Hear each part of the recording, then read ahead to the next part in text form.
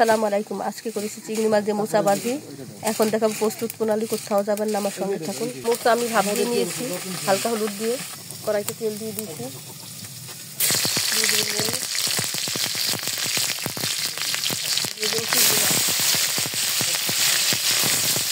বেশি লেবু চিংড়ি মাছ, হলুদ দিয়ে দেবো, লবণ দিয়ে দেবো, এখানে আদা রসুন জিরে বাটা দিয়ে দিলাম। এখন মশলাটা আমি ভালোভাবে কষিয়ে নেব। এখন পেঁয়াজ দিয়ে দেবো 2 কাপ, মিক্স করে কেটে নিয়েছি।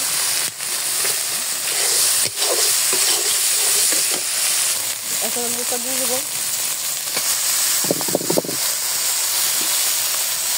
হালকা একটু সামান্য একটু পানি দিয়ে দেবো। এখন ঢাকনা দিয়ে রেখে দেবো। মোচা ভাজি প্রায় হয়ে গেছে, আমি এখন দিয়ে একটু জাল দিয়ে লাগিয়ে নেব।